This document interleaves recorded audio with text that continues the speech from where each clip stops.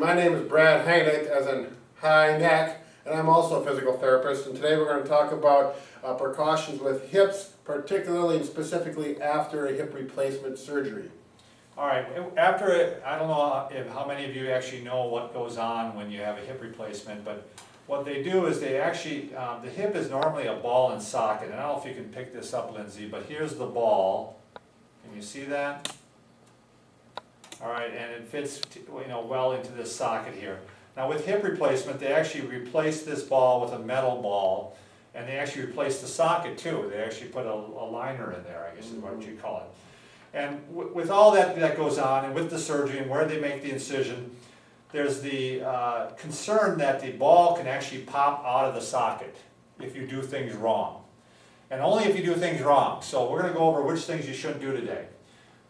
So the first thing anything else you want to add to that, Brad? No, I just wanted to relate this. I'm sitting here. If you could see my skeleton, this is what I'd be doing. Here's the femur out like this. Okay, so yeah, it would extend out further. Right, exactly. It's not cut off like this model is, of course.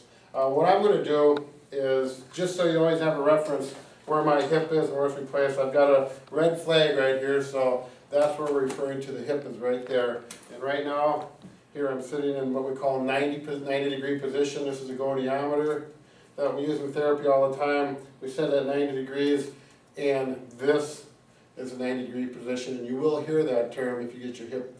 Or a right angle. A 90 degree is a right angle. So his upper body and his legs are forming the right angle. Now you do not want to go beyond that. That's the key here. You don't want to have your knees higher than your hips. That's now less than a right angle, and now you are at risk of popping that hip out. So what are some of the things that could cause you to, cause that hip to pop out? One thing is, if you're in this chair, if Brad would just lean forward and reach forward. Right, it's kind of a reverse situation. You can either bring your knee up this way to break the rule, or you can keep your legs still and lean forward. That also breaks that 90 degree rule. And right now I'm stressing that hip, and this is what you definitely do not want to do when you come out of hip surgery. The surgeon will let you know, and everyone else will many times, but if you do that, you're at high risk for taking that hip and popping it right out of socket, and then you got to go back into surgery. So even with that, if you're going to get out of a chair, a lot of people, in order to get out of a chair, they lean forward like that.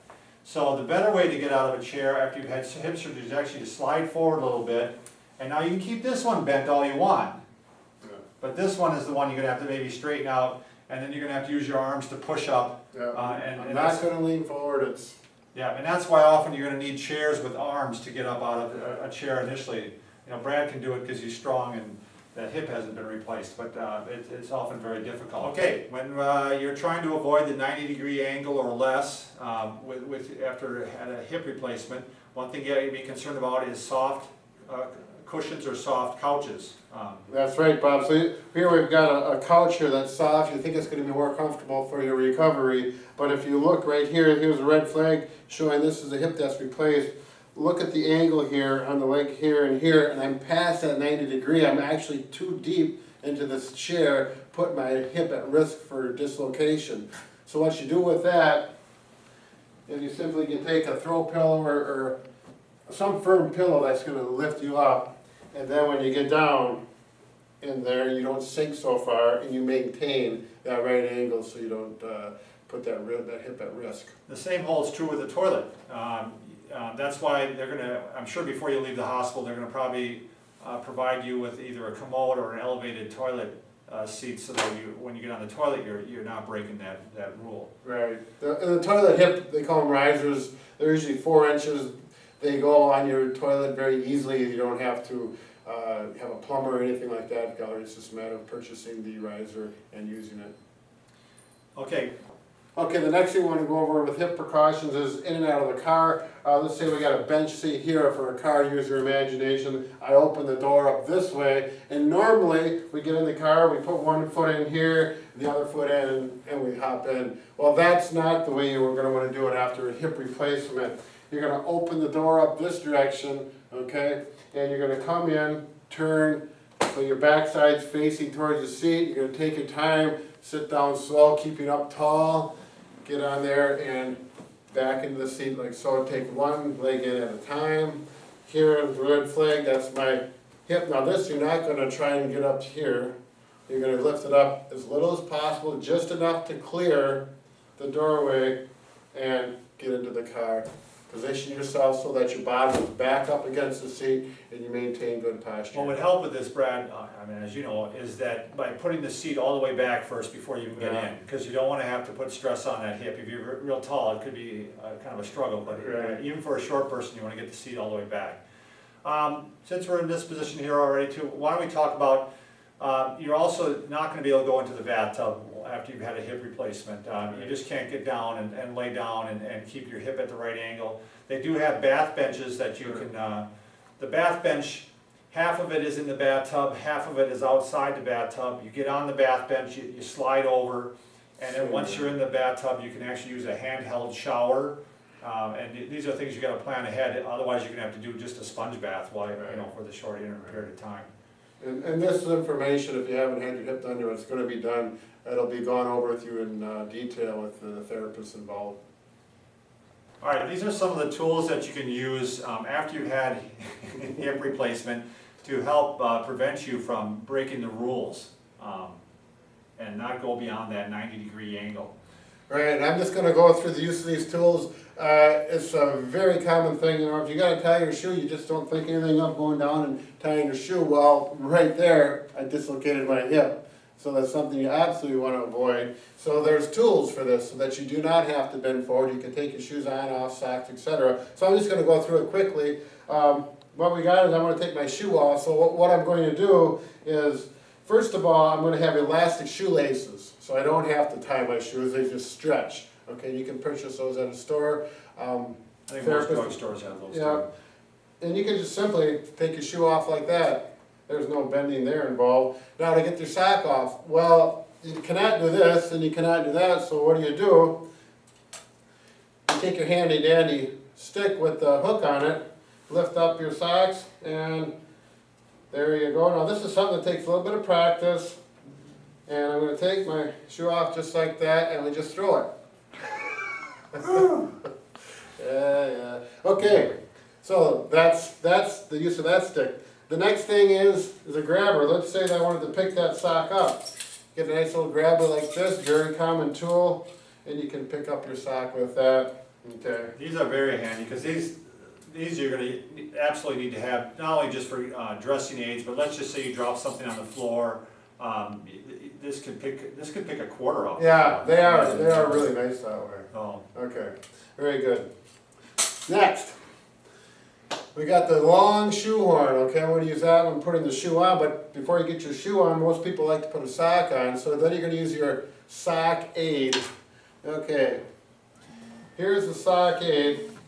Okay, it's just a half, it's like, what do they call it, the half moon, the half barrel thing that they use for... oh, like a scoop for flour? Well, yeah, that's true. But it's just a piece of plastic, it's half moon, there's a couple ropes with handles on it. You take your sock and you slide it over like this.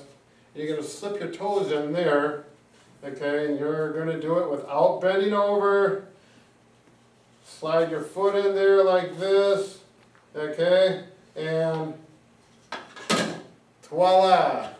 That didn't work. Like I said, you do need to practice with this, but once you get good with it, all I need to do is bring the sock up over these corners, and it would have pulled You're out. a physical therapist, not an occupational therapist. It would have put the sock on. You could have used your reacher then too to maybe pull it up. Yeah, exactly. So, and these are things that you will practice with therapists afterwards, after the surgery. Okay, and then, of course, you get your shoe in. You can use the long handle shoe horn. Yep, the long handle shoe horn. Obviously, you don't keep these things on the floor and break the rule every time you bend over like I am. And bring this in here. And down we go, and look at that. See, that's the way I normally dress, but I've been getting better since I got married. Actually, yeah. Yeah, the socks are the same color today. So anyways, that was good. And those are the tools you can use to avoid this with your functional everyday dressing activities. Well, general hip precautions is that you don't want to break the 90-degree rule, which we've already talked about, but you also don't want to bring your leg over like this, and you also don't want to turn it this way or this way, or this way or this way, you know, too dramatically. So when you're in a chair, that means you can't cross your legs like this, because that would bring it over, and you can't cross them, well, I guess we allow them to cross at the ankles, but we basically tell you not to cross your legs at all. The way that I've seen people actually, or heard of people actually dislocating their hip, more common than anything, let's say this is the hip you had surgery on.